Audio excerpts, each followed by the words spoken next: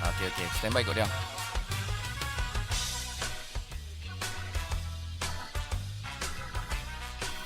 3,875 kes penderaan fizikal kanak-kanak direkodkan di Malaysia sehingga September 2020.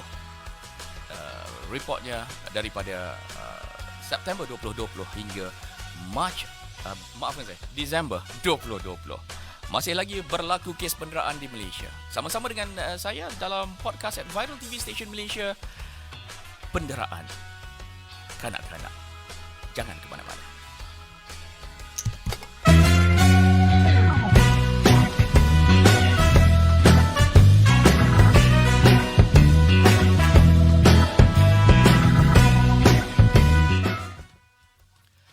Assalamualaikum warahmatullahi wabarakatuh. Apa khabar anda semuanya? Terima kasih. Dah lama kita tak berpodcast di Viral TV Station Malaysia. Saya Nazim akan bersama-sama dengan anda sepanjang petang ini untuk kita sama-sama sembang-sembang mengenai penderaan, kes penderaan.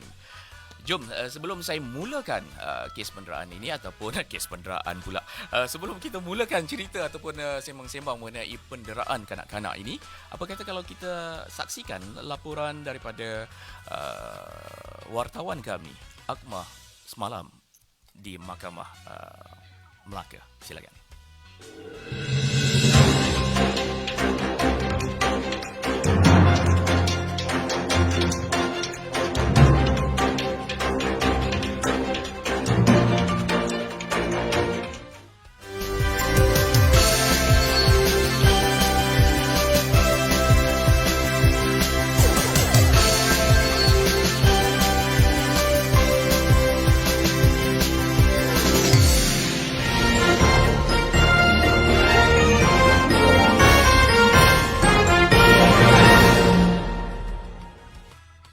Assalamualaikum dan salam sejahtera. Bersama saya Akmal Hamir dalam Buletin Viral berada di Pekarangan Kompleks Mahkamah Melaka.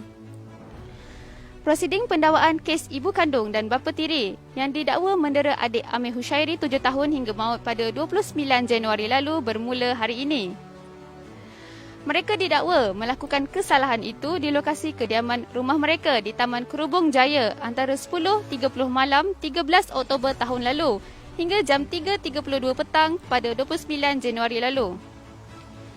Terdahulu, kedua-dua suspek berusia 32 dan 38 tahun dibawa secara berasingan ke Kamar Magistrate bagi menghadapi pertuduhan mengikut Seksyen 302 Kanun Kesisaan manakala pendakwaan kes penderaan mengikut Seksyen 31-1-A Akta Kanak-Kanak 2001 dibuat di Mahkamah Magistrate.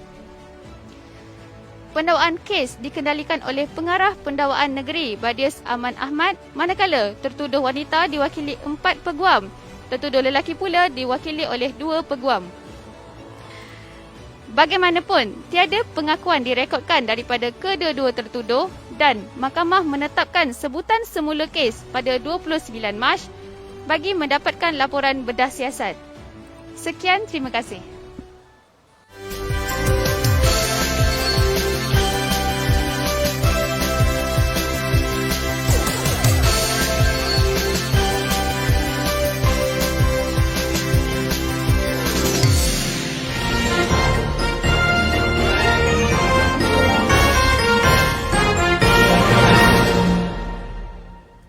Viral TV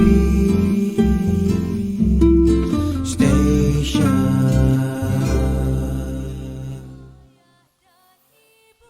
Terima kasih kepada wartawan kita Akmal yang melaporkan semalam di Kompleks Mahkamah Melaka Aikroh mengenai isu ataupun mengenai perbicaraan adik Amir kita, Allahyarham adik Amir kita yang membawa perhatian seluruh media Malaysia mengenai kes penderaan beliau. Apapun kes tersebut akan disambung di tak silap saya 29 Mac nanti. Okey, terima kasih kepada anda yang masih lagi bersama kami ataupun baru bersama kami. Kita ada hadiah sepanjang acara kita ataupun sepanjang podcast kita malam ini, petang ini, di mana kita siarkan secara live ini. Kita ada hadiah daripada Awa Cafe, di mana Awa Cafe kita akan di hujung rancangan anda boleh memenangi kopi ataupun minuman coklat Awa inspirasi sunnah yang menaja rancangan kita pada petang ini. Okey, bercerita mengenai penderaan ini. Petang ini kita akan bersama dengan wakil daripada NGO. Kita bersama dengan juga dengan seorang kaunselor yang pernah bersama-sama pasangan suami isteri yang menagih dadah, kemudian terkesan penderaan sama ada dari segi penderaan emosi, penderaan fizikal kepada anak-anak, kesan daripada pengambilan dadah. Tapi sebelum tu, sebelum kita cerita lebih panjang ataupun lebar lagi bersama-sama dengan saya, kita ada seorang insan yang kini sudah pun bergelar seorang suami bersama dengan Alif Syukri. Apa khabar Syukri? Hello, kau baik. Assalamualaikum. Waalaikumsalam warahmatullahi wabarakatuh. Anda dari saya rasa dari sekitar mana ni? Di sekitar Shah Alam, betul ya? Betul. Baik, terima kasih kerana bersama-sama dengan kami pada petang ini. Apa yang kita nak kongsi, pengalaman anda adalah bukan pengalaman didera, tidak didera. Hari ini skop perbicaraan kita bukan mengenai penderaan semata-mata, tetapi saya nak mengetahui ada di antara kes-kes yang melibatkan orang mendera anak sendiri. Ada juga yang mendera anak tirinya. Kan? Jadi bagi pemanggil kita ataupun tetamu kita pada petang ini, saya panggil Syukri ke nak panggil Alif ni? Panggil saya Syukri je lah. Baik, jadi bagi Syukri adalah seorang insan yang masih mempunyai ibu, namun tidak sudah pun orang kata kehilangan arwah ayahnya pada ketika usia berapa tahun? Saya kehilangan ayah saya lebih kurang lingkungan dalam umur 6 tahun atau 7 tahun macam tu lah. 6 ke 7 tahun maksudnya dapat tak? Anda ingat tak? Dapat tak rasa orang kata wajah saya ayah? Rasa saya pun macam ingat-ingat lupa lah. Maksudnya benda tu dah, saya tak berapa rapat dengan arwah ayah saya. Jadi macam sebelum orang kata apa, sebelum saya dilahirkan pun maybe ada macam konflik dengan ayah dengan ibu kan. Jadi saya masa saya umur 7 tahun pun saya orang kata apa, yang berjaga saya pun nenek saya. Macam tu lah. Jadi saya tak berapa rapat dengan arwah ayah saya tu. Jadi saya pun macam sama-sama sajalah, macam nak Ingat tak ingat lah begitu ya. Okey. Setelah anda melalui fasa kehilangan ayah, anda tinggal bersama dengan ibu. Betul. Dan kemudian ibu bagaimana? Mendirikan rumah tangga dengan suami yang baru bagaimana? Selepas itu. Selepas saya rasa dalam umur saya 9 tahun, maybe ibu saya dah berkahwin dengan husband dia lah, maksudnya ayah tiri saya lah. Ya, okey. Ibu saya dari dalam 9 tahun. Dan ibu membawa anda tinggal bersama. Betul. Sudah tentulah ya.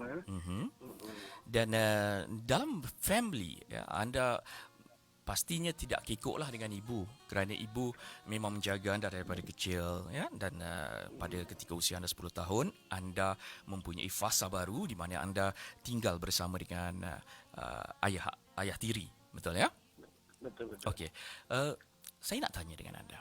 Pada ketika itu ibu juga melahirkan anak selepas berkahwin itu dan ibu mempunyai anda mempunyai adik-beradik tiri? Saya mempunyai adik tiri. Adik tiri.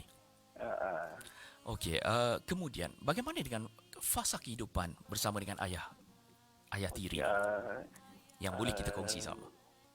Okeylah, kalau secara jujurnya. Okey, kalau mengikutkan kehidupan saya lah, waktu saya berumur 9 tahun tu, maksudnya saya macam kita budak kecil ni macam kita tak terfikir sangat siapa ayah kita macam ni kan. Macam kita tak faham lagi benda tu.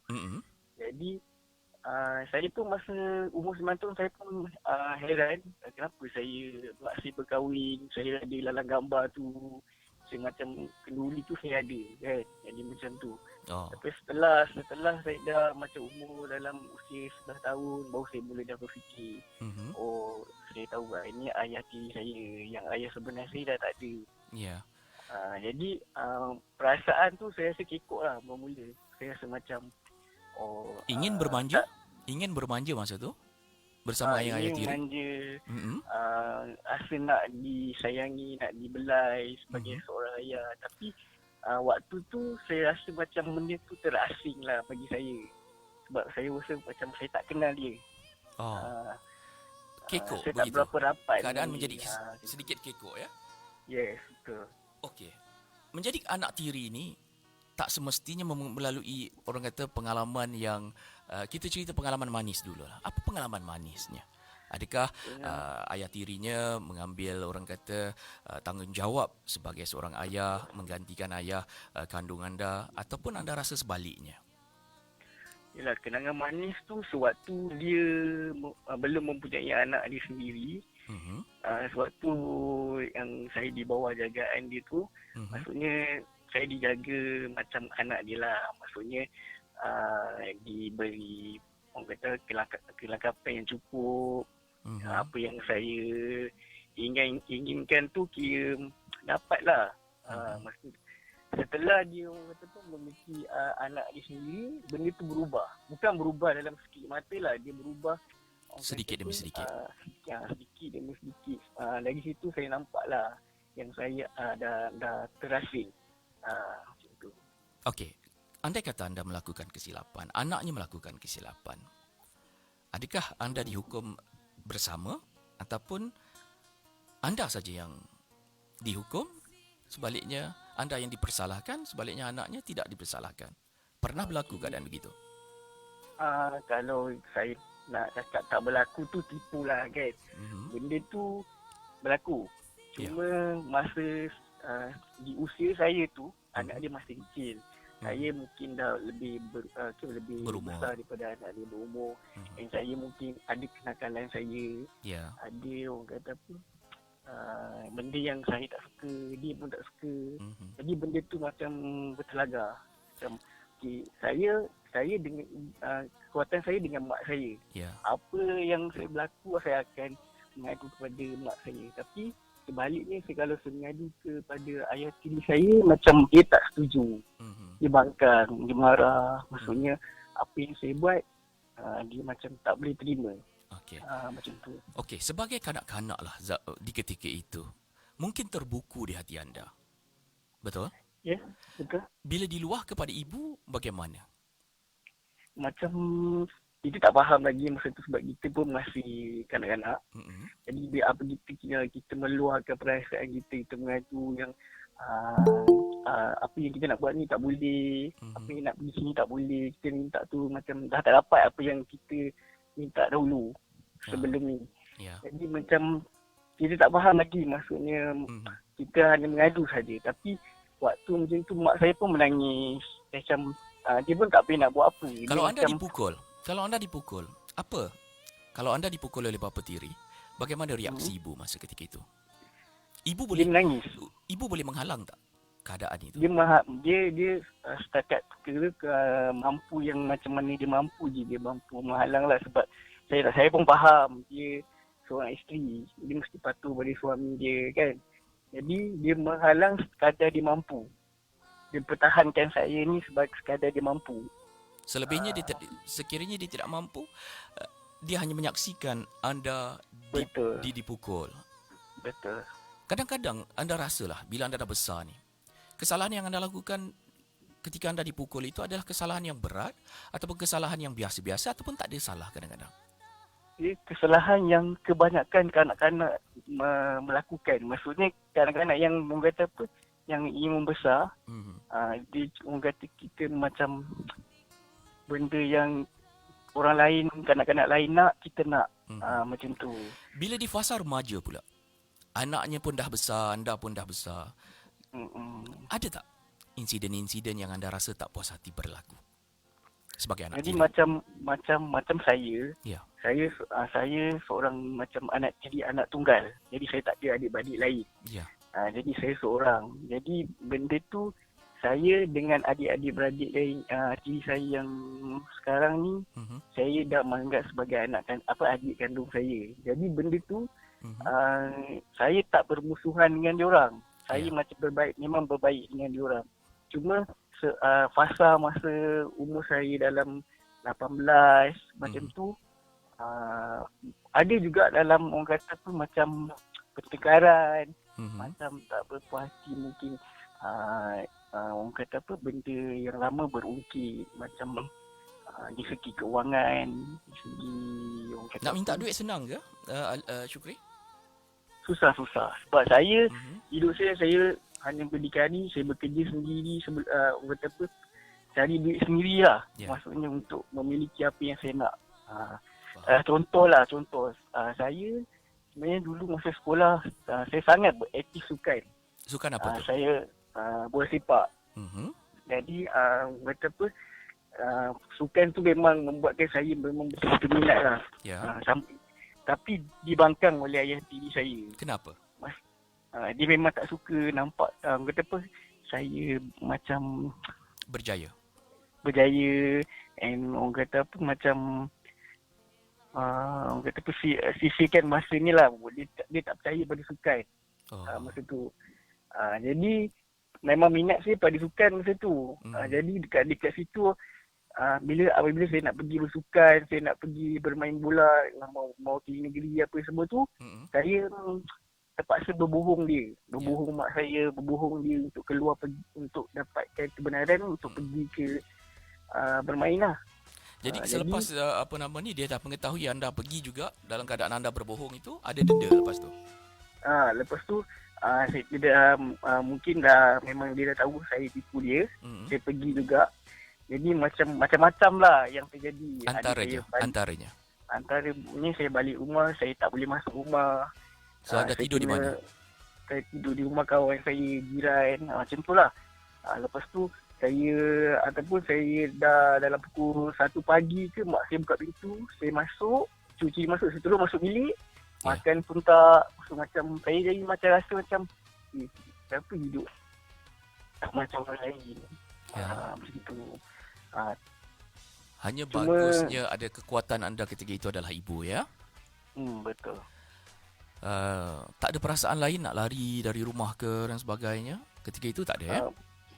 Perasaan ketika itu sebab saya rasa saya fikir juga kalau saya lari ke mana saya nak pergi. Ya, betul. Jadi saya redha, saya terimalah ni mungkin ketentuan kehidupan saya. Jadi saya nekat, janji saya selepas saya dah habis belajar, saya dah umur dalam 20, saya nak keluar daripada sini. Maksudnya saya nak keluar untuk cari pekerjaan saya sendiri. Alhamdulillah, dan semuanya okey selepas itu, ya? Ya, selepas itu okey. Itu tentang masa saya kanak-kanak lah. Ya, betul. Tapi ada juga kebaikan ayah tiri saya. Ya. Aku kata apa, dalam setengah kebanyakan ayah tiri ni, tak semuanya yang jahat, tak semua yang zalim. Ada juga yang baik. Ya. Dan setelah anda mendirikan rumah tangga, keadaan anda pun dah mencari kerja dan anda ada pendapatan, hubungan itu kembali okey? Saya bersyukur. Bersyukur sangat. Setiap solat saya berdoa supaya ayah tiri saya ni, orang kata apa, berubah hati, ya? Untuk menerima anda. Saya Alhamdulillah, satu hari tu saya rasa bila saya balik di kampung saya di Penang, di Ekskata Utara lah, saya macam terkejut. Dia datang, dia peluk saya. Dia macam, patutnya saya yang bersalam dengan dia. Dia salam saya, dia peluk saya. Saya rasa macam, adakah doa saya ni dimakbul kan? Macam saya terkejut lah. Saya pun macam, saya rasa manusia ini di zaman kita muda, kadang-kadang kita tidak fikir apa yang kita lakukan. Bila di saat menuju orang kata alam, orang kata bila kita dah semakin berumur, kita pun ingat, kalau aku sakit, dah tua nanti, siapa nak jaga aku? Ini dah tentu aku ada anak tiri. Mungkin anak tiri aku ni satu hari akan bantu aku dan sebagainya. Itulah pemikiran manusia. Alhamdulillah kerana beliau telah menerima anda sebagai anaknya dan anda juga telah menerima beliau seadanya, ya. Jadi saya rasa Syukri, anda pun pasti melupakan kisah-kisah lama, betul kan? Betul. Saya kata apa? Saya lupakan semua tu sebab mungkin sekarang ni memang lumrah kehidupan saya, Allah uji dengan cara macam ni. Ya, betul. Jadi benda tu saya bersyukur sangat sebab ada orang sekurang-kurangnya dijaga saya dengan baik. Ya, maksudnya sampai saya sekarang lah Ya, betul. Kita pandang kebaikan, kita buang keburukan, ya.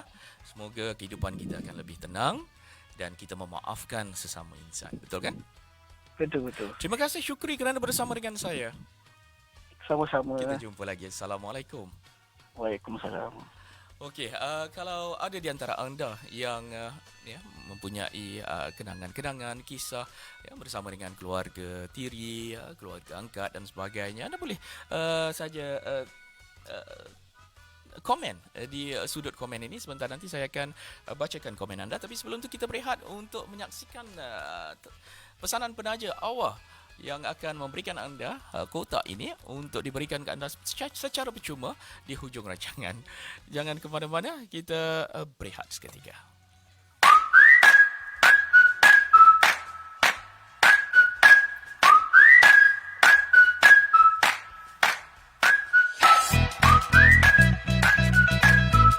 Wow.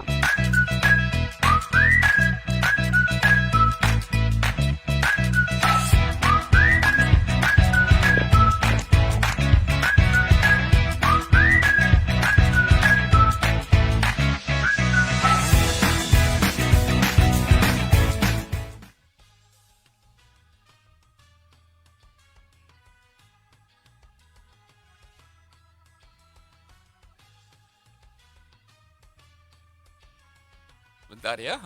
Okey. Selepas ini kita akan bersama dengan mungkin kita akan gunakan apps Google Meet kita bersama dengan seorang insan lagi yang sangat-sangat hebat, ya, mempunyai mentadbir sebuah NGO yang menolong kanak-kanak, ya, dalam kes penderaan seksual. Jangan ke mana-mana. Kita kembali selepas ini lagi.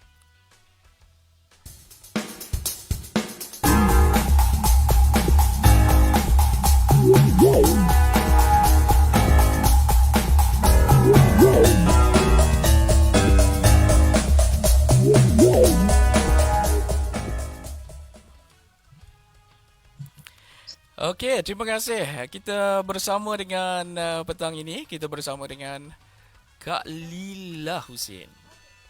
Yes. Assalamualaikum. Waalaikumsalam, khabar? Baik, Alhamdulillah. Okey, jadi Kak Lila, kuat suara Kak Lila, ya. Okey, bagi Kak Lila mentadbir sebuah NGO di atas nama platform apanya? Okey, terlebih dahulu saya ucapkan ribuan terima kasih kerana to have me today. And platform yang kami gunakan adalah ataupun NGO yang dijalankan oleh Kak Lila adalah bernama Helping Shoulder ataupun pertubuhan bahu yang membantu, di mana fokus kami adalah untuk membantu kanak-kanak yang menjadi mangsa kepada pedofilia. Pedofilia adalah satu term, ya, mengenai seksual kanak-kanak. Adakah dia terbahagi kepada kanak-kanak wanita ataupun wanita dan lelaki sekali? Okey, kalau kita tengok pedofilia ni, mangsa kepada pedofilia ni adalah bukan sahaja lelaki, malah juga perempuan, malah predator, sex predator tu juga ada, pedofilia tu adalah terdiri daripada bukan sahaja lelaki, malah ada juga wanita. So dia kalau kita tengok, kita ingat lelaki sahaja kan, tetapi itu adalah tidak tepat, di mana ia adalah bukan lelaki dan juga wanita. So jadi siapa yang menaungi badan ini? Okey, dinaungi oleh salah seorang usahawan wanita iaitu Datuk Norma Ibrahim. Tetapi kami bekerja amat rapat dengan Kementerian Wanita ataupun Lembaga Pembangunan dan Keluarga Wanita, di mana mereka adalah merupakan, kami adalah terputus pula.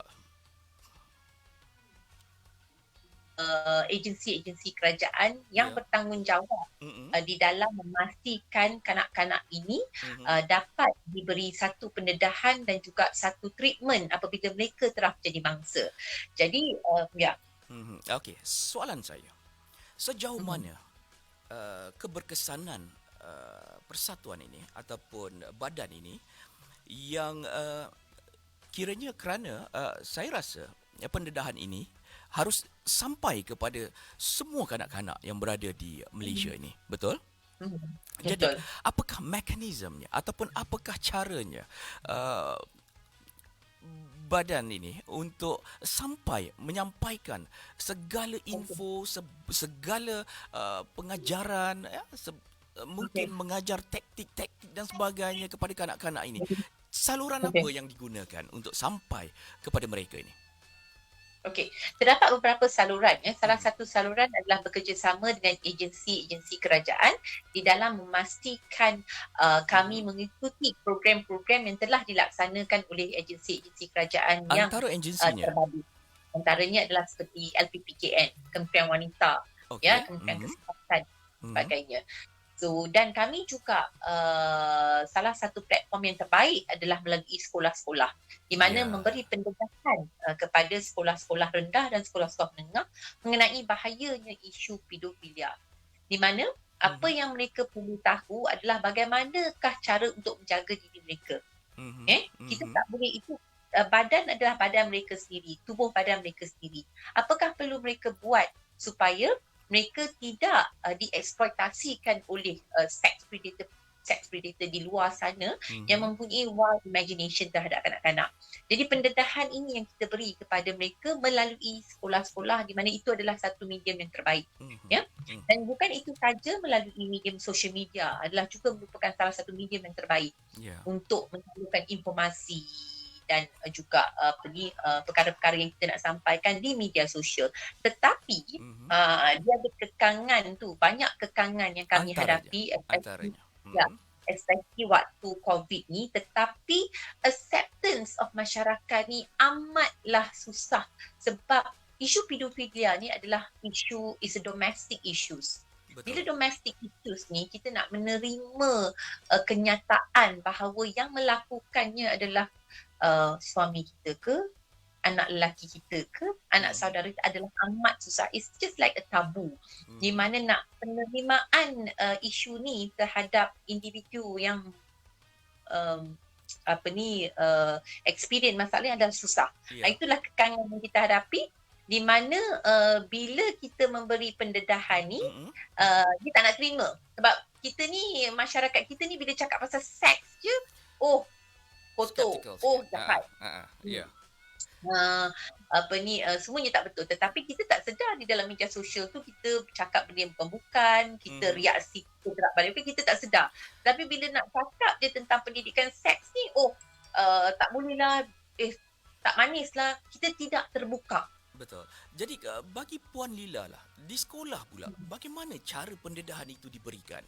Adakah secara direct ataupun indirect, ataupun mungkin secara halus-halus, ataupun secara orang kata pasal masyarakat kita, terutama orang-orang Melayu kan, benda-benda ini semua adalah sesuatu yang sensitif kan ya. Jadi mungkin apa agaknya cara yang terbaik untuk sampai kepada mereka ini? Okey, kita tidak boleh lagi berada di zaman dahulu, di mana bila dahulu tu kita nak cakap perkataan seks tu pun kita tak berani.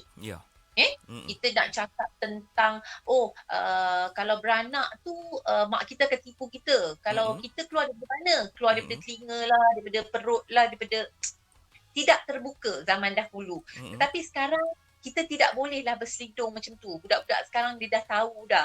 Kita kena direct. Mak campur bapak dapat anak. Kita kena direct. Kan baru budak-budak tu faham. Dan waktu sekarang ni, waktu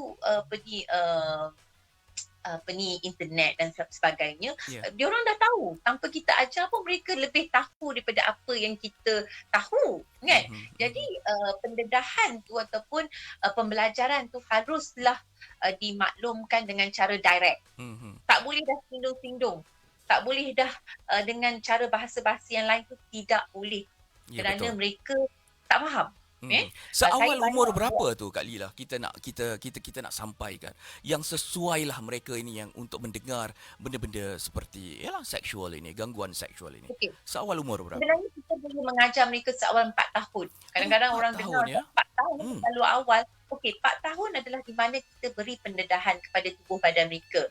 Kalau kita ada anak perempuan kan, walaupun anak lelaki, kita bagi tahu dia pada dia. Okey, part mana yang boleh pegang, part mana kalau orang pegang kita kena marah, part mana yang kita boleh sentuh dan part mana yang tak boleh. Sentuhan selamat dan sentuhan tidak selamat. Harus diajar seawal 4 tahun. Bukanlah orang kata, 4 tahun terlalu awal nak kenal. Bukan kita nak cerita pasal seks ke, buat seks ke, intercourse ke, tak. Tetapi kaedah dia kita ajar. Jadi anak tu bila dia besar, kalau ada bapa dia membuat satu sentuhan yang tidak selamat, dia tahu. Yeah. Dan apabila kita dah ajar dia, kita ajar pula dia. Kalau ada siapa yang bagi sentuhan yang tak selamat di tempat yang patut disentuh, nak pergi pada siapa? Jadi sekiranya saya rasa Puan Nila, saya rasa insan yang paling sesuai untuk mengajar ini secara basic ini ataupun mungkin secara berlapik lah orang Melayu cakap kan adalah seorang ibu, betul ya? Seorang ibu, dan ibu tu haruslah mendidik seluruh ahli institusi kekeluargaan. Sebab kebanyakan kes-kesnya terjadi apabila runtuhnya institusi kekeluargaan. Banyak kes-kesnya terjadi apabila runtuhnya institusi kekeluargaan. Okey, maksudnya bila bapa tu telah mendera anak tu secara seksual tanpa pengetahuan ibu, dan ibu tu eventually dia tahu. Bila dia tahu, dia tak nak menerima bahawa perkara tu telah terjadi di dalam rumah. Sebab dia sudi rumah. Kalau dia bagi tahu suami dia ceraikan dia, macam mana dia nak hidup? Jadi bila anak dia pula mengadu pada mak, mak akan deny. Sebab tu kami selalu mengajar ibu bapa, bukan saja anak, ibu bapa juga, supaya sentiasa mempercayai anak-anak kita. Sebab kalau kita tak percaya pada mereka, siapa nak percaya pada mereka? Itu yang dia akan simpan, lama-lama dia akan bunuh diri. Banyak kejadian bunuh diri disebabkan terlalu menyimpan dan tak tahu mana nak pergi. Dan ibu pula di dalam keadaan isu yang tertekan. Kalau aku bagi tahu suami aku, marah dia, diceraikan aku nak pergi mana? Aku nak hidup macam mana? Sebab benda ni yang menjadi dilema di dalam satu institusi kekeluargaan. Jadi Helping Shoulders ini harus memainkan peranan yang saya rasa lebih agresif sedikit dalam menyampaikan maklumat Kak Lila Betul. Kami menghadapi banyak kekangan dan juga masalah di mana bila kita nak pergi mana-mana, kalau pedofilia tak boleh sebut secara terang. Bila kita tak sebut secara terang, perkara tu tak sampai. Kita tidak ada masa untuk cakap berlapik tu, tidak boleh. Jadi itu kekangan yang kita dapat. Kadang-kadang sesetengah pihak pula memanipulasikan apa yang diperkatakan oleh kita. Kita cakap macam ni, kita tak ada. So benda-benda macam ni kekangan yang membuatkan kita susah, tetapi disebabkan semangat kami di Helping Shoulder untuk membantu future generation, kita tak pernah give up lah. Kita sentiasa bekerjasama dengan agensi-agensi yang terbabit dan especially ke kawasan-kawasan pedalaman pedalaman dan luar bandar. Dan semalam pun saya ada mesyuarat dengan salah seorang menteri di mana macam mana untuk bekerjasama untuk membantu masyarakat miskin bandar yang terdapat di Kuala Lumpur. Dan keadaan COVID sekarang ni pun isu ni menjadi satu isu yang besar. Tanpa kita sedari, unreported case terlalu banyak, betul. Terlalu banyak yang kita tahu. Mungkin Helping Shoulders juga mungkin boleh mengeluarkan textbook ataupun buku panduan ataupun secara apps dan sebagainya kepada student. Ada perancangan untuk membangunkan satu modul.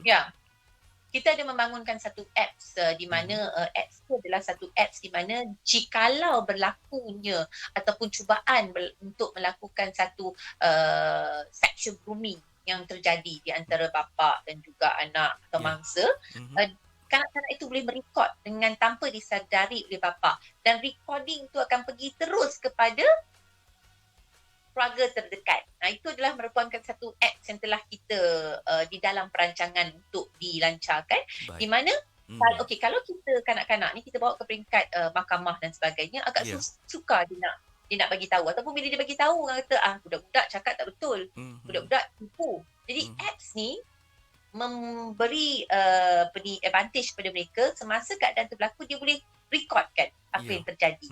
Jadi recording itu akan dijadikan sebagai bukti di mahkamah dan sebagainya semasa pendakwaan dijalankan. Itu adalah apps yang sedang dibuat oleh kami.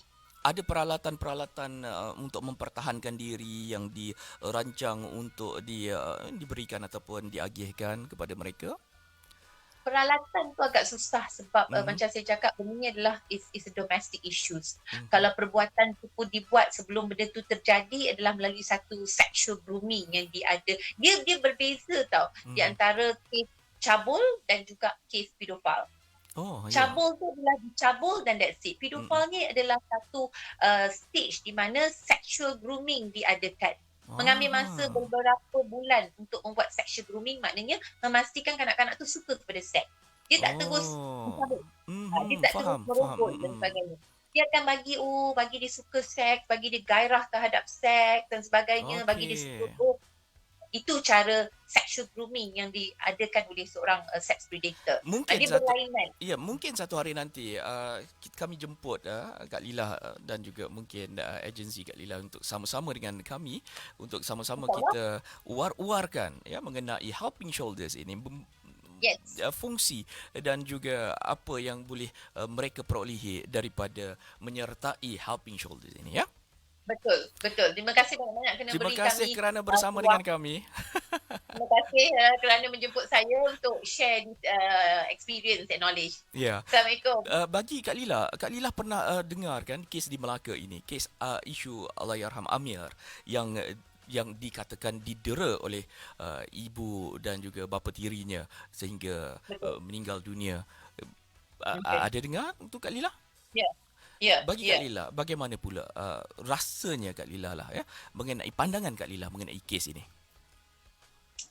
Okey, kes ni adalah satu kes penderaan yang mana dia berlainan daripada isu pedofilia. Kita terkeluar sedikit. Kalau kes penderaan ni adalah dia macam-macam sebab yang menyebabkan kes penderaan diadakan adalah tekanan perasaan, tekanan kehidupan dan sebagainya. Tambah-tambah masa COVID ni di mana banyak sangat tekanan-tekanan yang terjadi. Jadi sebab itulah penderaan banyak terjadi, bukan ini saja, banyak lagi penderaan-penderaan yang terjadi yang kita pun tidak tahu. Betul. Kan? Ya. Jadi, macam kes Melaka tu saya tak berapa saya mendengar tapi saya tidak meneliti dengan lebih mendalam.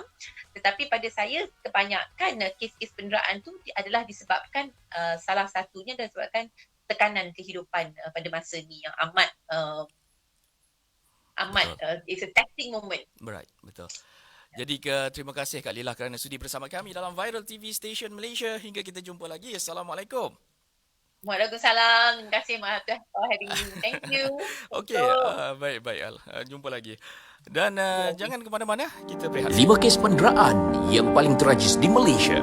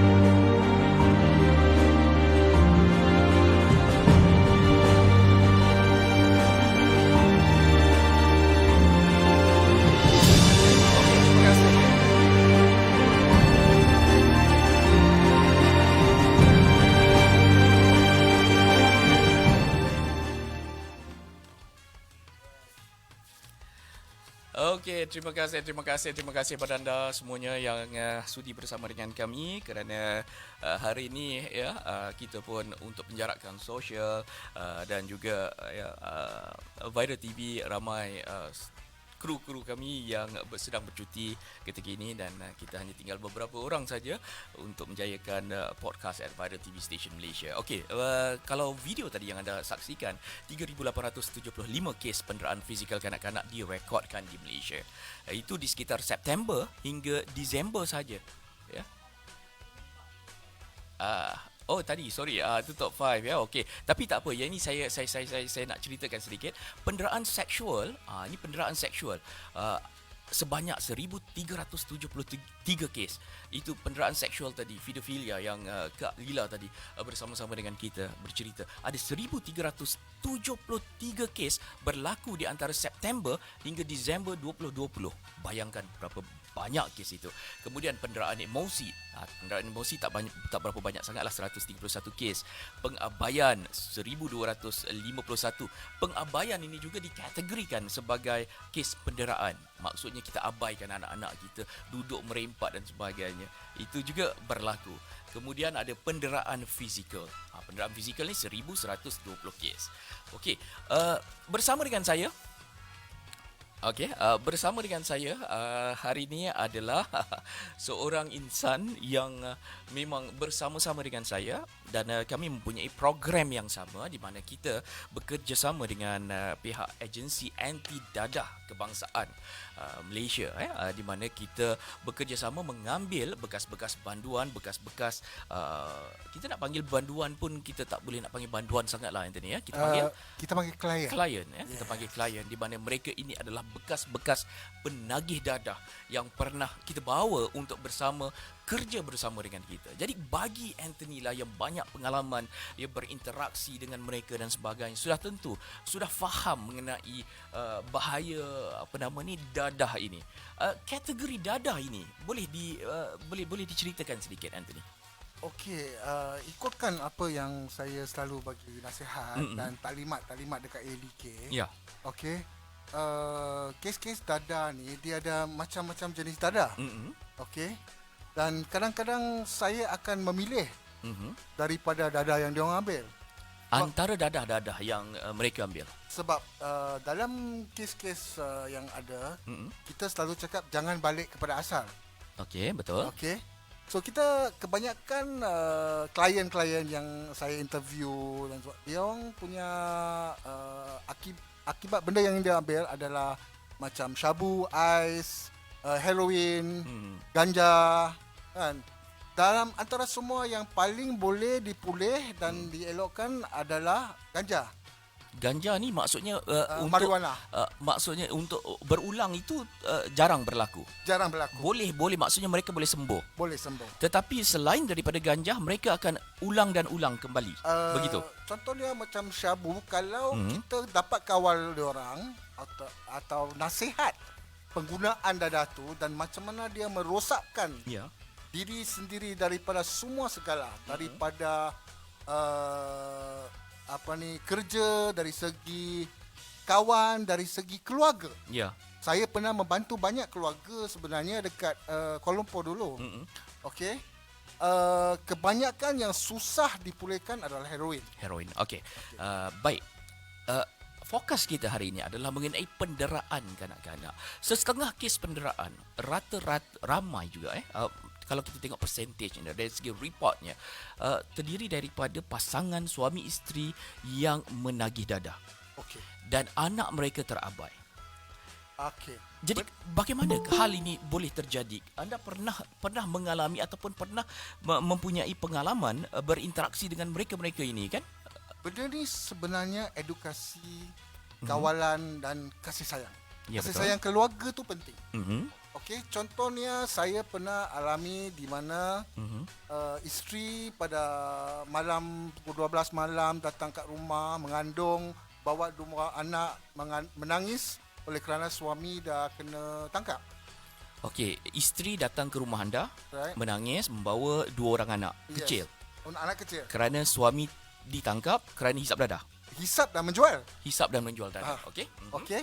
So, saya membantu keluarga saya dalam bahasa kita cakap payung rumah. Saya kasih makan, hidupkan anak dia balik, beli pamper semua sampai suami dia keluar. Kan? Lepas tu, time tu lah yang paling kritikal. Bila keluar balik, kita kena tolong dia cari kerja dan kita kena nasihat, counselling selalu dan tak biar dia orang sendiri. Pernah anda dengar antara mereka-mereka ini mendera anak-anak Ada? yang anda kenal? Setakat anak, saya kalau dalam kawasan saya, minta maaf, saya tak percaya sangat bila diorang cakap ini adalah masalah keluarga, jangan masuk campur. Itu saya rasa benda yang dalam zaman sekarang ni, okey. Orang kena masuk campur. Yes. Okey. Saya nak anda gambarkan kepada semua penonton-penonton kita apabila mereka mengambil dadah ini. Kesan kepada mental dan emosi seseorang yang mengambil dadah itu. Apa yang mereka gambarkan ketika mereka mengambil dadah ini? Menyebabkan kadang-kadang ada yang sanggup menampar ibunya, ada yang sanggup membunuh ibunya, ada yang sanggup memukul anaknya dan sebagainya. Mungkin anda boleh kongsi sedikit. Kebanyakan benda ni terjadi bila diorang perlu duit. Nombor satu. Sebab bila sangkut dengan barang-barang macam ni, kan, diorang akan nak mencari duit. Okey. Benda-benda ni akan mengakibatkan diorang hilang kerja, mengakibatkan diorang tak fokus, kan, dan hidup akan ke bawah. Maksud saya adalah bagaimana tahap pemikiran seseorang yang sudah ketagihan dadah itu, yang tak dapat dadah, kemudian emosi dia. Dia boleh lakukan orang kata seburuk mana. Ada dadah yang buat sampai ilusi. Halusinasi. Halusinasi, yes. Okey. Maksudnya mereka dapat gambarkan bagaimana? Contohnya orang tercakap sebab pasal dia orang, walaupun orang tu bagi nasihat yang elok, dia gambarkan benda lain. Maksudnya penerimaannya Yes, penerimaan reverse. Sebab kadang-kadang contohnya dadah yang diorang ambil ni, ada yang buat diorang tak rehat, tak tidur, tak makan, sampai kurus kering. Bila dah masuk tahap 2 hari, 3 hari tak tidur, dia punya, orang cakap, otak hayal dah keluar. Otak hayal Maksudnya mereka berimajinasi sesuatu yang buruk. Yes, itu yang kadang-kadang kalau kita tengok iklan-iklan ADK semua kan, di mana bila diorang sedar balik perbuatan diorang kan, yang membunuh ibu, penderaan ibu bapa, penderaan anak, penderaan keluarga, penderaan isteri, sebenarnya banyak penderaan terbabit. Baik. Okey, jadi betul. Bagi kes kalau kita tengok kes, kebanyakan kes yang berlaku ini adalah di waktu PKP. Yes. Dalam report ini menunjukkan di waktu PKP ini kes penderaan semakin tinggi.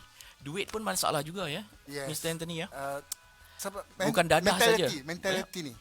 Mental kita mental emosi, mental set kita anxiety, stres.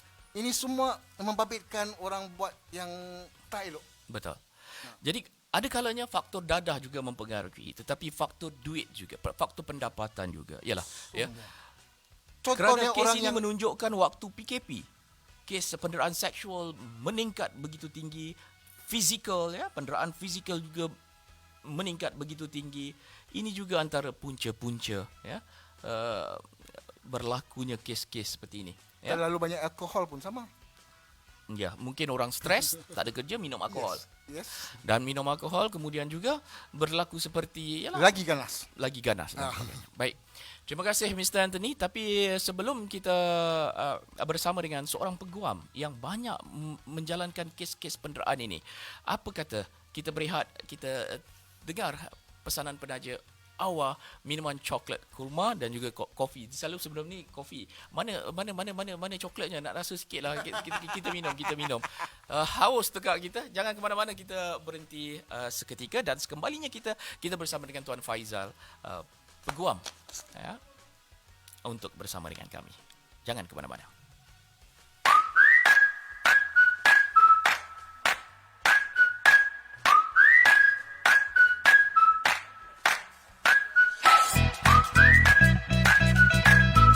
Wow.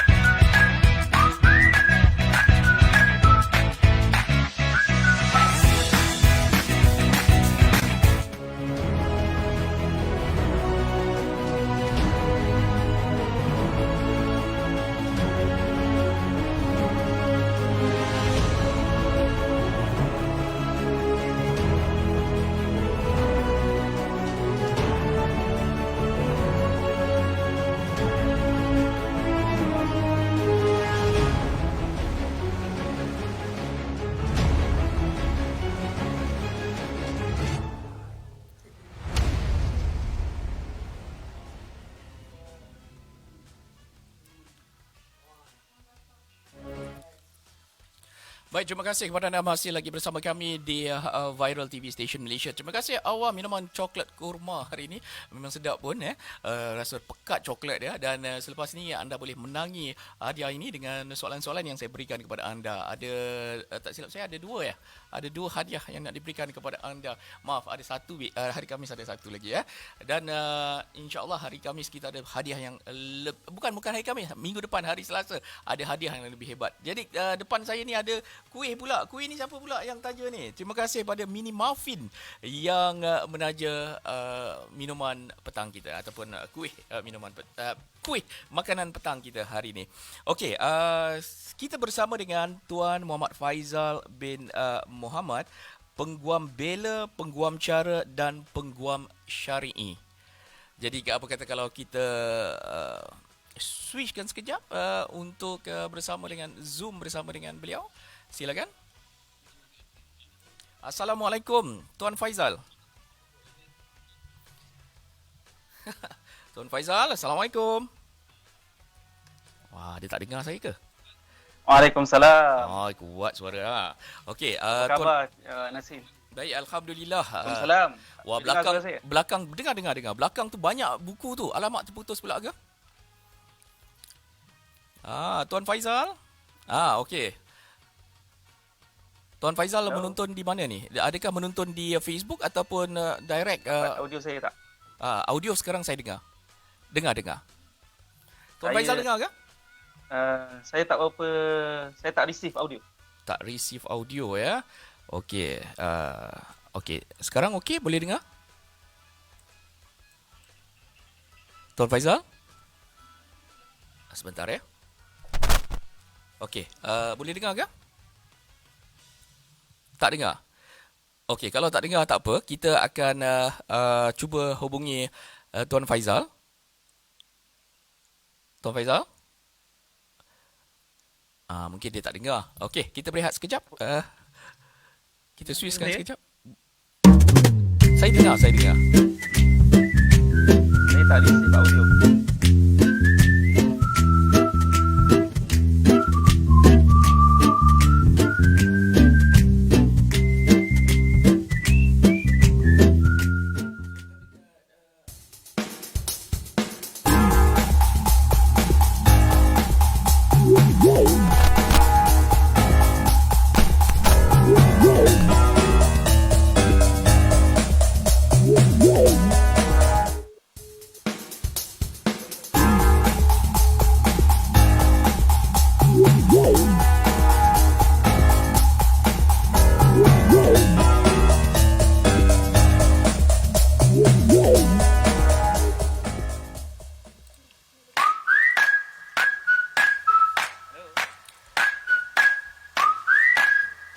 Okey, kita akan bersama dengan Tuan Faizal selepas ini.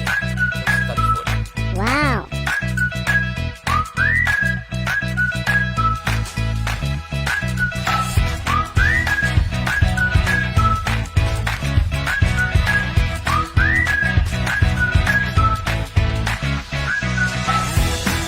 Baik, Assalamualaikum warahmatullahi wabarakatuh. Sekali lagi bersama kami di podcast at Viral TV Station Malaysia.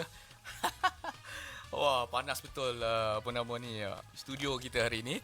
Namun kita tidak dapat berbicara dengan Tuan Faizal menerusi Google Meet. Kita bersama di hujung talian dengan Tuan Faizal lah. Boleh ya Tuan Faizal? Boleh. Assalamualaikum. Waalaikumsalam warahmatullahi. Sihat Tuan? Alhamdulillah. Apa khabar Nasim? Saya nampak tadi dekat belakang tu banyak buku-buku tu. Main banyak buku banyak pembacaan seorang peguam ni. Tolong perlahankan speaker sikit, bunyi feedback lah Okey, Tuan clear suara saya ya? Okey, bagi Tuan Faizal, sebelum kita nak cerita dengan lebih lanjut lagi lah kan mengenai kes adik Amir kita yang semalam ini dibicarakan. Bagi Tuan Faizal sebagai seorang pengguam bela kan, mungkin Tuan Faizal boleh komen sedikit senario kes adik Amir kita ni. Okey. Dari segi faktanya saya rasa semua orang dah tahu dah. Ya, betul. Daripada dia menjadi anak angkat yang jaga sampai berumur 7 tahun Ya, betul. Dan dikembalikan kepada ibu dan bapa. Ibu asal lah. Saya rasa bapa tu bapa tiri kot. Ya, dan betul. Ditemui dalam keadaan yang amat menyayat hati lah. Okay. Saya tak nak komen lebih sangat sebab kes masih dalam pembicaraan. Betul. Tapi kalau kita tengok semalam, kes kedua-dua ibu dan bapa tiri didakwa di bawah Seksyen 302 Kanun Keseksaan dan bersama dengan Seksyen 24 Ya. dan juga Seksyen 31/1A. Yang mana 302 sampai yang kita tahu ialah membunuh. Ya. Yang mana hukuman gantung mandatory lah. Dan di bawah atas kanak-kanak tu adalah Seksyen 31/1A itu adalah pengabaian kanak-kanak lah. Dan cara kasarnya ialah kalau mungkin pada orang awam, mak dan ayah tu mungkin bersalah lah. Orang biasanya akan tengok macam tu lah. Tapi cuma dari segi undang-undangnya, kita biasa pengamal undang-undang, kita berpegang selagi mana dia tidak dibuktikan bersalah. Ya. Boleh perlahankan mic tu. Jadi kita akan tengoklah setakat mana pembicaraan berlangsung. Dan setakat hari ini baru saja dibacakan putusan. Betul. Jadi kadang-kadang dalam kes-kes begini orang awam kadang-kadang lebih beremosi. Betul ya? Ya. Jadi mungkin sebagai seorang pengguam yang dah biasa mengendalikan kes-kes sebegini, apa pesanan kepada orang-orang awam? Okey, yang pertama, kita sebagai orang awam, kita serahkan kes ini untuk diadili dan siasatan telah berlangsung, percaya, dan untuk diadili di mahkamah. Ya, betul. Dan kita kena sentiasa beranggapan bahawa seseorang itu tidak bersalah selagi tidak dibuktikan bersalah. Ya, betul. Dan saya percaya institusi kehakiman kita mampu dan dah pun banyak kes, ini bukan kes pertama pun, betul. untuk membicarakan kes ini. Jadi kalaupun kadang-kadang ada peguam yang akan mewakili tertuduh tu, janganlah kata bersekongkol ke apa kan, sebab peguam ni di mahkamah dia hanya membantu mahkamah untuk pembicaraan yang lebih adil, sebab ada pihak yang mendakwa dan ada pihak yang membela. Jadi hakim akan membuat keputusan berdasarkan hujah kedua-dua pihak. Faham. Jadi bagi Tuan Faizal selaku pengguam bela, pernah menerima kes sebegini? Sepanjang karier anda? Untuk kes kenderaan kanak-kanak, saya belum pernah bawa mewakili mana pihak lagi lah. Okay. Cuma saya berhadapan dengan kes kenderaan ni di dalam kes rumah tangga sebenarnya banyak. Kes rumah tangga. Kes di mahkamah syariah. Ya. Dan kebanyakan kanak-kanak ni di mahkamah syariah ialah kanak-kanak yang didera secara mental banyaknya sebenarnya. Contoh secara mental itu bagaimana? Okey. Sebelum tu saya share dulu satu statistik pada tahun 2017. Okey, 2017. Faktor penderaan, berlakunya penderaan ada 2017 yang paling tinggi adalah perbalahan dalam keluarga. Konflik rumah tangga. Ya, 1052 kes adalah punca penderaan berlaku pada kanak-kanak. Okey. Jadi sebenarnya penyumbang terbesar sebenarnya dalam kes kanak-kanak adalah konflik rumah tangga. Jadi balik pada mental kanak-kanak tadi. Dia sebenarnya mentally tortured. Apabila dia terpaksa menghadapi situasi di mana ayah dan mak dia bergaduh. Ayah dan mak dia tak boleh bersama lagi, tak boleh, kadang-kadang bertengkar depan dia, dan ini mewujudkan tekanan emosi pada kanak-kanak. Kadang-kadang seawal usia 3-2 tahun. Saya pernah sendiri menyaksikan anak kecil ni 2 tahun, 3 tahun ditarik. Ini kisah saya sendirilah. Okey. Ditarik oleh ayah. Boleh kuat sikit Tuan Faizal. Saya kurang sedikit kuat suaranya. Adakah saya pernah hadapi kes yang berebut anak lah. Berebut Mak anak, ayah dah okey. bergaduh. Jadi anak ni, maknya tarik sebelah tangan, anaknya tarik sebelah tangan. Saya rasa budak tu saya ingat dalam lingkungan usia 3 atau 4 tahun macam tu. Itu di mahkamah? Jadi, itu di mahkamah, di perkarangan mahkamah. Okey. Kereta. Jadi saya boleh tengoklah anak tu menjerit. Saya pun kadang-kadang kita rasa simpati macam mana dia menghadapi.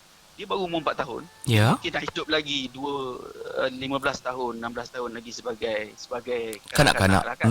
Sebab kanak-kanak ni definisi dia bawa 18 tahun ke bawah. Ya. Jadi ruang masa yang dia nak lalui itu tanpa mak dan ayah kandung dia bersama. Dan dia pun mungkin dalam tempoh tu akan menghadapi tengok mak tengking ayah, ayah tengking mak. Trauma. Trauma dan ada yang kemurungan. Ya. Ini penderaan mental lah di kalangan kanak-kanak Ya. yang disebabkan oleh keruntuhan rumah tangga. Dan ia punca utama sebenarnya 1000 lebih kesnya. Yang ini dilaporkan lah. Itu 2017 kan?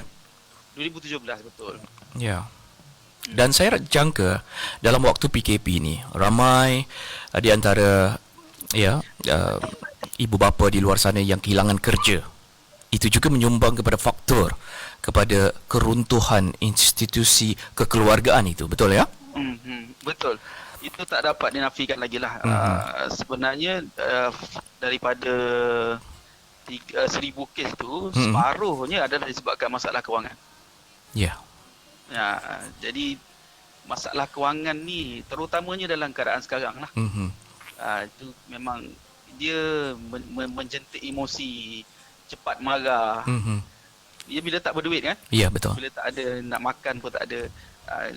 Saya yakinlah statistik ni akan terus meningkat untuk tahun-tahun ini dan juga tahun lepas. Sebagai seorang peguam yang berpengalaman, mungkin Tuan Faizal boleh bagi sedikit nasihat kepada para ibu bapa yang mungkin dalam keadaan tekanan sekarang ini, mungkin dari segi keuangan, dari segi kehilangan kerja, mungkin mempunyai masalah-masalah pribadi yang kita sendiri pun kita tidak tahu kan. Kadang-kadang kita jiran, kita tak tahu orang sebelah rumah kita menghadapi tekanan yang begitu teruk dalam kehidupan mereka. Jadi sebagai seorang peguam yang berpengalaman, nasihat anda untuk mereka ini supaya tidaklah orang kata keterlaluan menyebabkan penderaan mental kepada kanak-kanak, penderaan fizikal kepada kanak-kanak itu.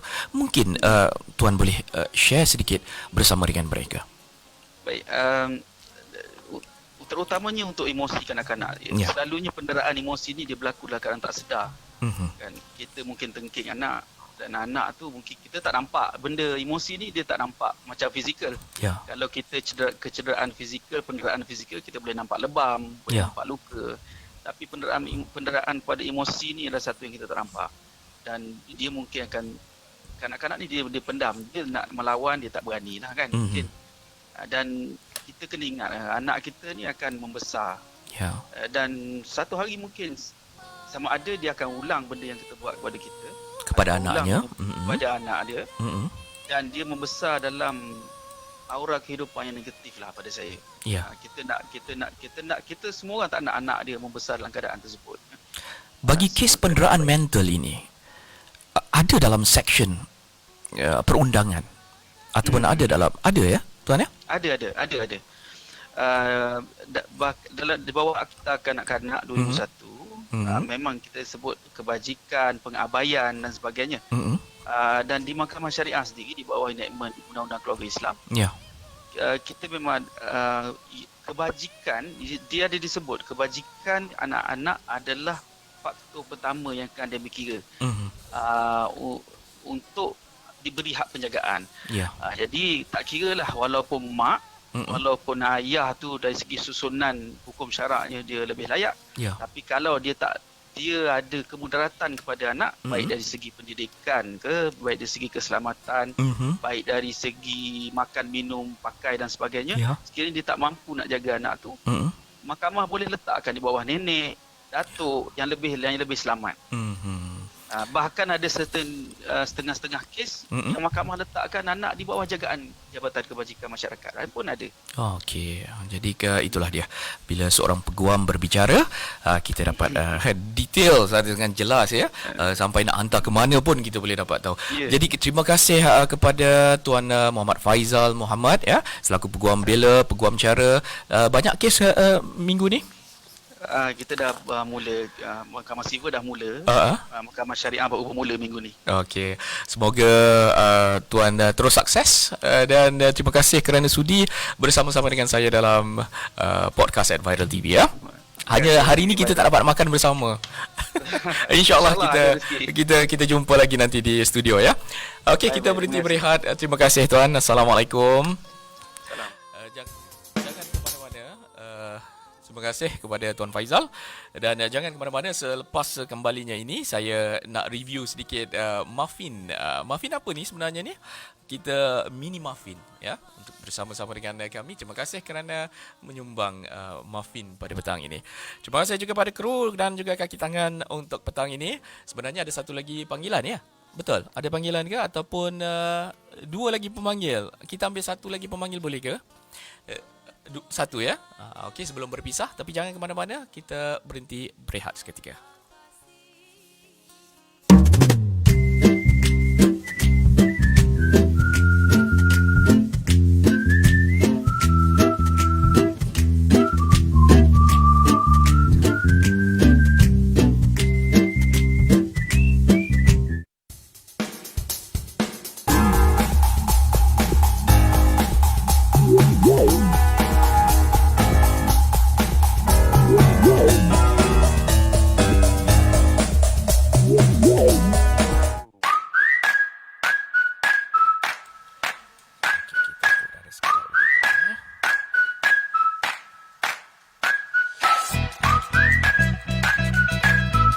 Wow.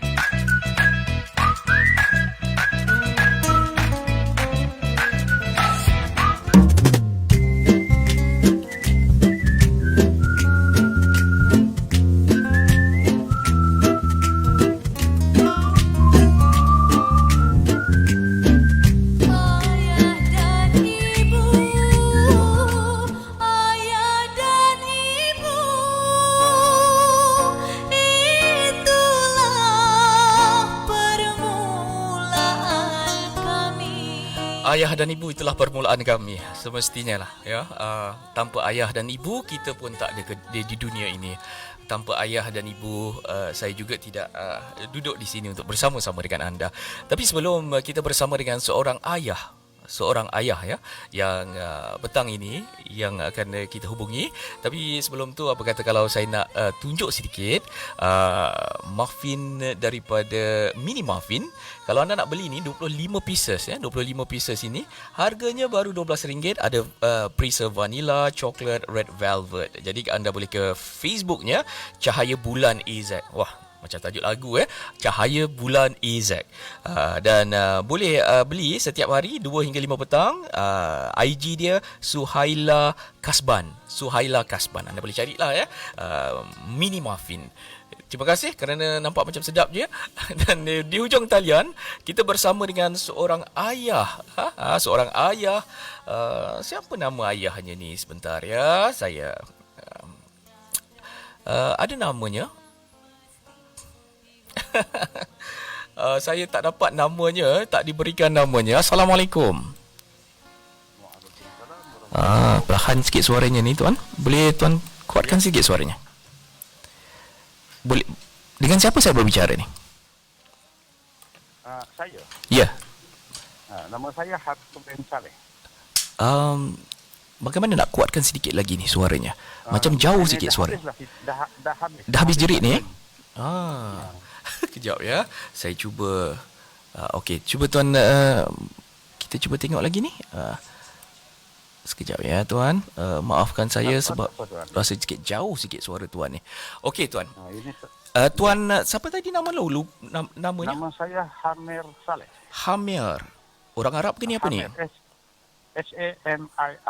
Hamir ya. Sedap nama dia ni. Orang Johor ke orang Melaka ke orang mana ni? Saya orang negeri. Orang Negeri Sembilan. Ya. Sekarang dia ni di orang negeri lah ni? Tapi duduk di Johor. Oh, tapi duduk di Johor. Ya, ini Jadi sempadan saja. makan ni selalu makan salai-salai lah ni Dia biasa. Itu ini orang mana ni? Orang Johor. Saya orang Johor, saya orang Muar. Orang Muar. Tapi dah duduk Melaka. Saya duduk Segamat. Oh, duduk Segamat. Okey. Segamat dengan Muar dekat saja. Dia kira macam keluarga lah Segamat dengan Muar ni kan ya. Muar tak jauh. Tapi ni dah jadi orang saya dah jadi orang ni lah, dah jadi orang Melaka lah. Dah lama sangat duduk Melaka ni, kan? Orang duduk Melaka pula. Okey Tuan Hamir Saleh. Seorang ayah. Ya, betul ya? Saya seorang ayah. Seorang ayah yang mempunyai berapa orang anak? Saya isteri ada yang pernah ku nikahi. Ku terimalah nikahnya 5. 5 ya? Tak nak 6. Amboi. Power Tak juga power. Tuan tanya kenapa saya jadi macam tu? Boleh. Saya nak tanya, saya takut. Tapi mungkin kalau tuan boleh terangkan. Jangan takut. Dengan saya tidak. Dengan saya open saja. Okey, mungkin tuan boleh terangkan kenapa boleh sampai 5 tu Saya kita ketepikan dulu menyebut yang itu Fukrowi kita ketepikan dulu. Baik. Artinya Allah ya, kita masukkan dalam duniawi. Baik. Kita masuk duniawi dulu. Kalau di dalam duniawi saya mencari sekeping hati yang mengenali hati ini. Bukan saya nak mencari apa-apa. Mencari seorang wanita yang mengenali hati ini. Okey. Itu paling penting. Seorang ke ataupun lebih hati yang nak dicari Hanya tu? nak mencari seorang wanita yang mengenali hati ini. Baik. Itu yang pertama. Apabila seseorang wanita itu mengenali hati ini, maka rumah tangga itu akan cantik dan segala-galanya cantik. Baik. Sekiranya kita belum dapat, hampir saya mencari benda-benda ini hampir 65 tahun. 66 tahun lah. Sekarang 66 tahun usianya. Sekarang ini 72 tahun. 72 tahun. Saya kira sangat berpengalaman. Bukannya sangat, memang pengalaman setiap orang kata saya akan cuba. Apakah risikonya? Bila saya cuba, saya tahu apakah risikonya. Ya. Okey. Jadi kerana itu maka kalau persoalan encik kepada saya, insya-Allah apa yang kurang menyenangkan, yang cik kurang tahu, insya-Allah saya bantu. Saya berbeza daripada manusia, bukanlah manusia ya, berbeza cara-cara yang orang-orang yang sekarang. Baik. Mengenali suara, saya dapat jangkakan. Ini mungkin saya jangkakan saja ya. Betul tak betul tu mungkin saya tak pasti. Kan? Tetapi saya rasa anda seorang yang mempunyai sangat berprinsip orangnya. Sangat berdisiplin. Tak kira dari segi kerja. Betul. Ya. Seorang yang mampu bertahan selagi boleh bertahan. Betul. Seorang yang bersedia dalam apa jua keadaan. Betul. Dan seorang yang penyayang itu, pastinya. Walaupun marah tetapi tetap sayang. Ya. Okey. Itu dia. Topik kita pada hari ini adalah penderaan. Penderaan kepada kanak-kanak. Ya. Jadi bagi tuan, berapa orang cahaya mata yang tuan miliki Allah anugerahkan di muka bumi ini? 4 orang. 4 orang, 2 ibu. Daripada 2 orang ibu. 4 orang, 3 ibu. 4 orang daripada 3 orang ibu ya. 3 orang ibu. Adakah mereka tadi disebutnya 5? Isteri ya. Ya, isteri. Isteri 6. Aku nikahi 6. Dan pastinya 2 yang akan kecundang. Ya. Dan daripada 2 ini ada dianugerahkan cahaya mata tuan? Tidak. Kerana dia ada mempunyai anak sendiri. Okey. Baik. Jadi dengan saya tidak ada zuriat. Tiada zuriat. Bagi tuan lah. Tuan ada menjaga anak angkat? Bukan kata anak angkat. Anak angkat tu maksudnya anak angkat. Anak tiri. Anak tiri memang biasa. Ada membela anak tiri. daripada 2 jari tapak kakinya sehingga dewasa. Baik. Sebagai seorang ayah yang tadi saya kata mempunyai prinsip seorang yang penyayang. Ya. Apabila mendapat cahaya mata yang bukan daripada zuriat sendiri. Bagaimana cara penerimaan anda sebagai seorang ayah terhadap anak kecil ini? Jawapannya amat senang. Kerana biasa dengan saya. Nomor 1 sekali kita berpaut kepada ibunya. Sekiranya ibunya itu ada kesabaran dan ada keimanan, maka anak tiri itu seperti yang saya pernah rasa, saya tidak ada anak perempuan. Saya ada anak laki-laki 2 orang. Ya. Kemudian saya kahwin dengan 1 orang janda, iaitu anak dia ada 2. Semua perempuan. Ya. Kebetulan pula yang si perempuan ini abangnya DO, ya. Orang yang berjawatan tinggi. Jadi dia ni ada kuasa lah. Ya. Dia diarahkan oleh DO bagi pihak bagi pihak yang membantu orang-orang miskin ni, suruh datang memerhatikan anak buah dia. Jadi kebetulan dia datang menengok anak buah dia, saya pun balik.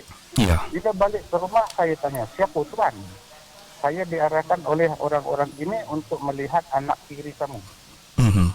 Jadi saya jawab senang saja. Tuan ada anak? Dia kata saya ada anak perempuan 3 orang. Sekiranya kamu lahir mendapat seorang anak laki-laki, bagaimanakah kasih sayang kamu kepadanya? Saya akan curahkan saya lebihkan kepada anak laki-laki kerana saya ada anak perempuan 3. Itu tak betul, saya jawab. Saya terus tak betul. Sepatutnya anak itu kasih sayang sama. Bukan dibagi-bagikan kepada itu. Mentang-mentanglah dia anak laki-laki seorang, awak curahkan kasih sayang. Awak tak betul. Ya. Jadi awak cuba awak fikir. Saya tidak ada anak perempuan. Maka saya dapat anak tiri saya perempuan. Ya. Maka saya akan awasi, saya akan jaga mereka seperti anak saya sendiri. Tidak ada berbelah bagi. Ya. Sayang dengan ibu, sayanglah dengan anaknya. Tetapi masalah sekarang ini isteri. Sekiranya istri itu ada mempunyai iman, dan kalau kurang keimanan, jawabannya memang kena derut. Akhirnya cerita saya, apabila saya marah kepada satu hari, dia pergi bersekolah. Bila bersekolah, dia ni manusia, anak tiri saya ni manusia yang amat teruk. Sekolah darjah 6, nak menyebut nama Nur Anita pun tidak, nak menulis nama Nur Anita pun tak pandai. Bila saya bawa ke satu doktor HA digemas, jadi dia kata dia ni lemak jantung dia lambat berfungsi. Jadi saya ambil tindakan sendiri, saya suruh dia bersenam hari-hari, senam buat senaman. Ya. Akhirnya dengan izin Allah Subhanahu Wa Taala, budak ini cerdik dan pandai. Alhamdulillah. Dia pun bersekolah lah, maka dia ni sukan pandai. Ya. Memang hebat. Jadi kelebihannya sukan, maka bertukarlah daripada Gemas ke daerah Tampin. Baik. Jadi di saat itu wakil daerah Tampin anak tiri saya yang pegang. Baik. Bagi tuan, Cik Khamir. Ya. Bagi Cik Khamir lah, mengenai kes penderaan sekarang ini, kerana anda dibesarkan mungkin dengan penuh kasih sayang, menyebabkan anda melahirkan ataupun menzahirkan kasih sayang anda kepada semua orang yang berada di sekeliling anda. Tetapi bagi mereka yang anda saksikan sekarang ini, contohnya di Melaka, kita kehilangan adik Amir dan banyak kes-kes penderaan yang berlaku. Namun mungkin keadaan dulu berbeza dengan keadaan sekarang. Kalau dulu mungkin cara untuk membesarkan anda, Cik Khamir, mungkin gaji kecil dulu, tetapi cukup. Ya, betul kan? Cukup. Sampai 6. Ya. Itu saya rasa sesuatu yang hebat. Pernah saya berbicara dengan insan sebegini. Jadi walaupun dulu gaji kecil, tetapi kita tidak mempunyai tekanan hidup dalam untuk membesarkan anak. Anda setuju dengan saya? Memang saya setuju. Kerana hari ini tekanan hidup itu mempunyai perasaan. Ya. Orang nak, kita nak. Kerana itu jadi rasa. Kemudian pula deraan anak itu tadi oleh kerana pergi ke maknya tidak ada membantu. Nah, sekarang kita kata kalau maknya bekerja. Ya. Maknya apabila kita tegur seorang anak, itu contoh yang saya bagi. Apabila dia bersekolah di Tampin, mewakili sukan daerah Tampin, kemudian dia balik ke rumah saya, rumah buruk saya. Kemudian dia terus di saat kami makan, kami pun berbunyi. Mereka terus melayani seorang laki-laki. Kemudian saya tanya, Dek, kau nak sekolah ke kau nak cari tahu? Jadi jangan sampai bapak kau naik angin. Kalau naik angin kan kenal. Itulah soalan. Maka di saat itu ibunya menjawab, awak dengan nak jentik anak saya tidak ada kena mengena dengan awak. Cuba cek fikir balik. Saya tidak boleh tegur. Bila saya tegur, ibunya melenting. Ya. Itu anak saya tidak ada kena mengena dengan awak. Awak jangan nak pukul-pukul dia. Inilah satu ungkapan. Menjadi anak itu tadi terus berkeliaran. Jadi saya tak boleh buat apa. Ceritanya itu betul ya. Adakah retak rumah tangga selepas itu? Memang bukannya retak, terus belah. Itu saja. Bila kita mendidik anak itu, ibunya mencampuri urusan itu, jangan pukul anak saya, jangan jentik anak saya. Itu tidak ada kena mengena dengan awak, itu zuriat saya dengan bapaknya. Apakah kita mesti buat? Tak boleh buat apa. Itu cerita itu betul. Hanya kita menanggung walaupun 2 jari tapak kakinya dibesarkan. Tetapi bila kita tegur, akhirnya jawapannya terus retak dan terus berpisah. Itu dia. Tapi alhamdulillah pada satu hari datang balik semula pada ayah aku, pada bapa aku lebih baik ayah aku. Maksudnya dia panggil saya ayah lah. Jadi memang ada kenangan ya. Ya betul. Tapi diberikan seorang ibu juga. Baik, Cik Hamir. Ibu yang mungkin masa kita pun dah tak cukup untuk kita berbicara lama, tapi saya percaya bahawa anda adalah seorang insan yang benar-benar ikhlas dalam melakukan apa saja yang anda lakukan. Lillahi ta'ala ya. Semoga ini tidak lama tuan. Semoga jasa baik anda sepanjang berusia 70 tahun ini akan dikenang bukan saja di dunia, malah di akhirat nanti ya.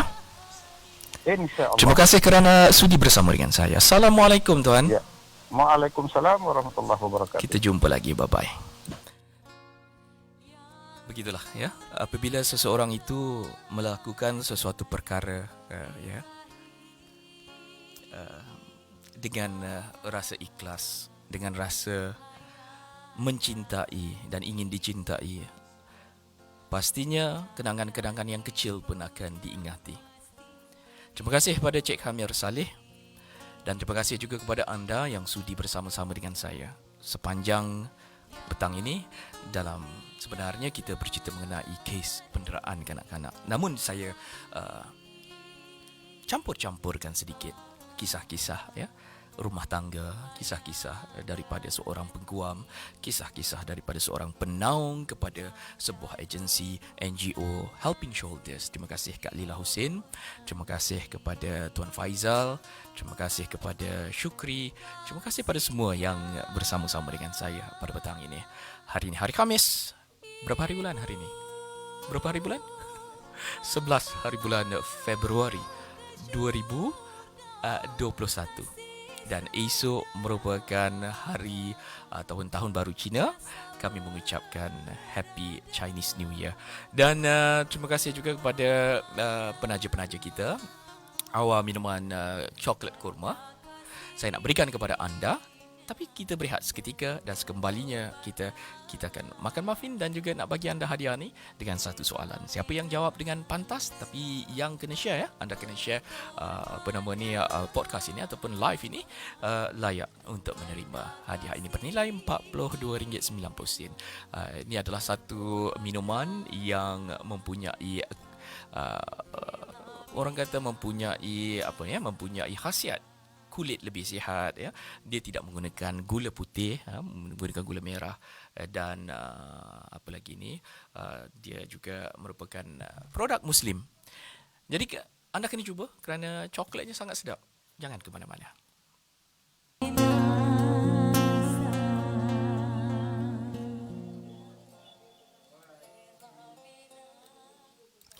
Okey, terima kasih kepada anda masih lagi terus bersama kami dan terima kasih dan saya nak bagikan hadiah ini untuk anda yang telah pun share sepanjang live ini.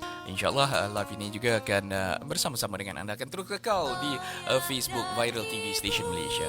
Baiklah, mengenai kes benderaan tadi anda pun telah dengar dan mungkin anda boleh ambil iktibar sedikit ya, pendapat dan juga pandangan serta cerita-cerita yang diluahkan ataupun dikongsi sama dengan kita sepanjang berapa jam kita ke udara ni? Ada 2 jam. 1 jam setengah. Maaf kerana terlalu lama dan okey, saya nak bagikan hadiah ini. Awak minuman coklat kurma. Selain daripada minuman coklat, awak juga mempunyai perisa apa? Selain daripada minuman coklat kurma, minuman awak ini juga mempunyai perisa lain.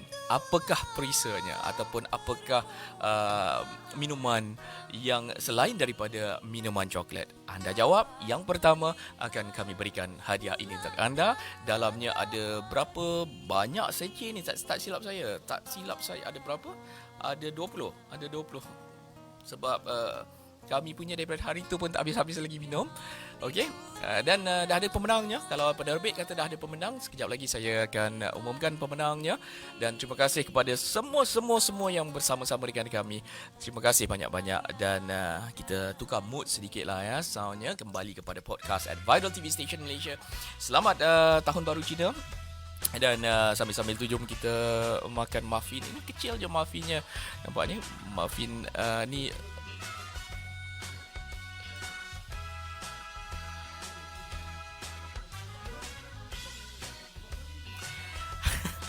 muffin ini. Jadi okey, penerbit kata okey. Nanti saya umumkan pemenangnya dekat bahagian komen ya. Okey, hingga kita jumpa lagi. Assalamualaikum warahmatullahi wabarakatuh. Jumpa lagi. Bye bye.